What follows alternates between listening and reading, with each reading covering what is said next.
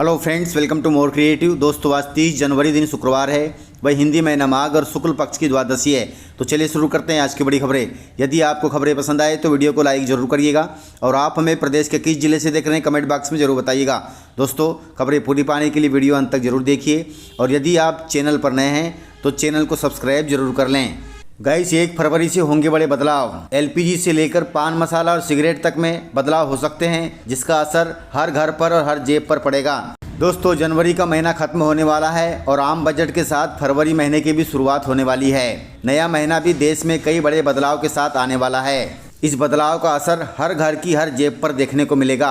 एक ओर से जहां एलपीजी सिलेंडर की नई कीमतें जारी होंगी जो सीधे घर की रसोई की बजट से जुड़ी हैं, वहीं पान मसाला और सिगरेट के शौकीनों को भी बड़ा झटका लगने वाला है। दोस्तों, हर महीने के पहले दिन ऑयल मार्केटिंग कंपनियां एलपीजी सिलेंडर की कीमतों में संशोधन करती हैं और 1 फरवरी 2026 को नया एलपीजी का रेट जारी किया जाएगा। बजट वाले दिन जारी होने वाली इन कीमतों पर देश की नजर रहेगी और लोग उम्मीद लगा रहे हैं कि इस बार 14 किलोग्राम वाला गैस सिलेंडर की कीमतों में संशोधन किया जा सकता है, अर्थात उसके रेट कम हो सकते हैं। इसके अलावा पान मसाला और सिगरेट के शौकीनों को भी झटका लगने वाला है। दरअसल जानकारी के अनुसार 1 फरवरी 2026 से तंबाकू उत्पादों और पान मसाला पर अधिक टैक्स लगाया जाएगा, जिसका असर शौकीनों पर पड़ेगा। वहीं फरवरी महीने की शुरुआत छुट्टी के साथ हो रही है, अर्थात 1 फरवरी को संडे है। यदि फरवरी महीने में आपको बैंक से जुड़ा कोई ज़रूरी काम है तो बैंक हॉलीडे लिस्ट देखकर ही घर से निकले, क्योंकि बहुत छुट्टियां पड़ रही हैं। दोस्तों, इस प्रकार से बदलाव थे जो हर घर से जुड़े हैं।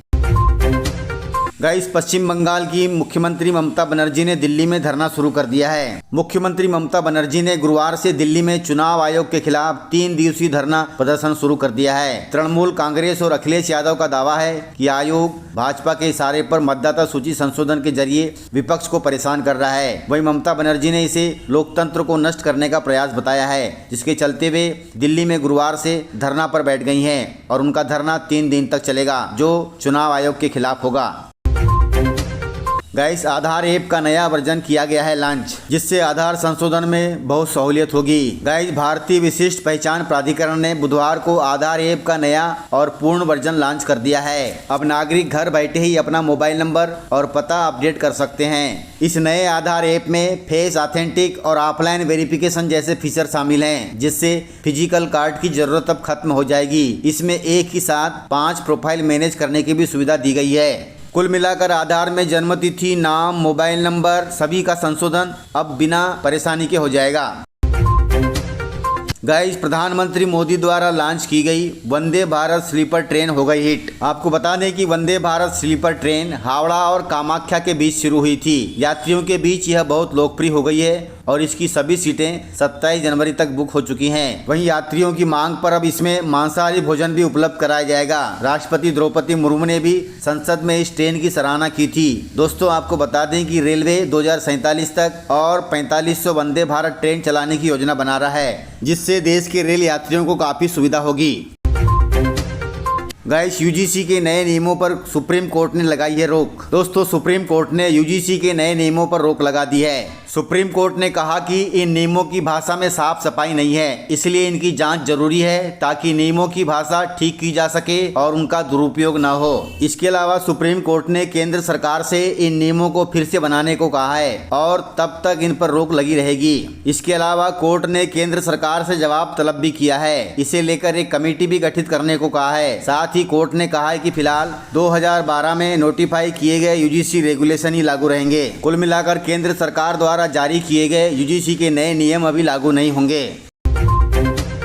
दोस्तों, भारतीय रेलवे ने कर्मचारियों को दिया है बड़ा झटका। भारतीय रेलवे ने अपने सेवानिवृत्त कर्मचारियों तथा अफसरों को सम्मानित करने की पुरानी परंपरा में बड़ा बदलाव किया है। बदलाव के तहत अब सेवानिवृत्त होने वाले कर्मचारियों को गोल्ड प्लेटेड सिल्वर मेडल नहीं मिलेगा। रेलवे ने कहा है कि ये प्रथा बंद की जा सकती है। इस बारे में रेलवे बोर्ड की डायरेक्टर रेणु शर्मा ने आदेश जारी कर दिया है। ये बदलाव कर्मचारियों तथा अफसरों के लिए किसी सदमे से कम नहीं है। रेलवे द्वारा पहले रिटायरमेंट के बाद कर्मचारियों को गोल्ड प्लेटेड सिल्वर मेडल दिया जाता था, लेकिन अब नहीं दिया जाएगा, जिससे कर्मचारी काफी नाराज हैं।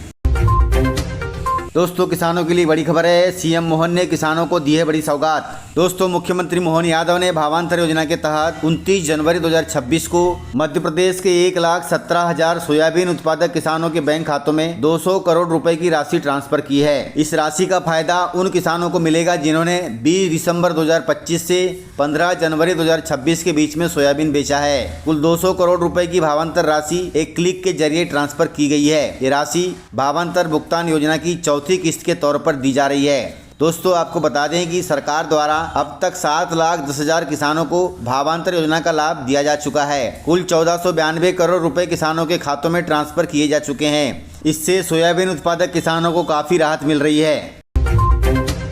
गाइस, मध्य प्रदेश को मिले हैं 34 नए डिप्टी कलेक्टर। मध्य प्रदेश शासन में एक बड़ा बदलाव देखने को मिला है। राज्य सरकार ने हाल ही में राज्य सेवा परीक्षा 2023 और 2024 के परिणामों के आधार पर कुल 34 नए डिप्टी कलेक्टरों को नियुक्ति के आदेश जारी कर दिए हैं। यह आदेश सामान्य प्रशासन विभाग द्वारा 28 जनवरी 2026 को जारी किया गया है। इन नियुक्तियों से प्रदेश की प्रशासनिक व्यवस्था को नई ऊर्जा तथा युवाओं को जोश मिलेगा।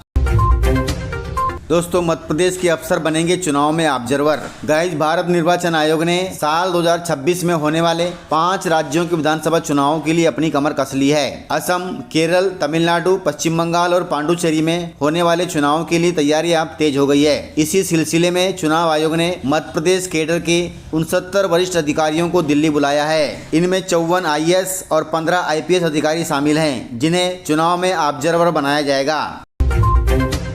दोस्तों, मध्य प्रदेश के सभी जिलों में किसानों को मिलेगा सरकार द्वारा इनाम। सरकार ने किसानों के लिए प्रतियोगिता रखी है। मध्य प्रदेश सरकार ने किसानों के लिए राज्य स्तरीय प्रतियोगिता आयोजित की है। इस प्रतियोगिता का प्रथम चरण 15 मार्च तक चलेगा, जिसमें विजेताओं को 6.5 करोड़ रुपए के पुरस्कार मिलेंगे।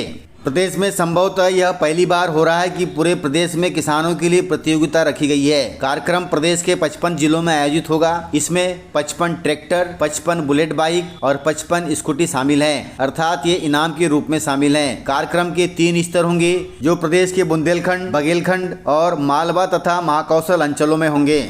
इन प्रतियोगिताओं में किसानों को सरकारी योजनाओं जैसे PM किसान सम्मान निधि, फसल बीमा, CM किसान कल्याण निधि, इन सभी के बारे में सवाल पूछे जाएंगे और सही जवाब देने पर किसानों को इनाम मिलेगा।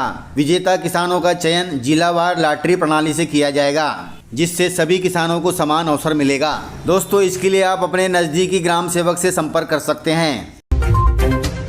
दोस्तों, मध्य प्रदेश में हुई ओलावृष्टि से किसानों को हुआ है भारी नुकसान। मंगलवार को प्रदेश के कई हिस्सों में तेज हवा के साथ वर्षा और ओलावृष्टि से गेहूं, चना, मसूर, सरसों, मटर इन आदि फसलों को नुकसान हुआ है। फसल खेत में आड़ी हो गई। इससे उपज की गुणवत्ता प्रभावित होने की आशंका है। वहीं किसानों को हुए नुकसान को देखते हुए मुख्यमंत्री डॉक्टर मोहन यादव ने बुधवार को सभी जिला प्रशासन को निर्देश दिए हैं कि सर्वे कराकर क्षति का आकलन कराया जाए, ताकि किसानों को फसल क्षति का मुआवजा दिया जा सके।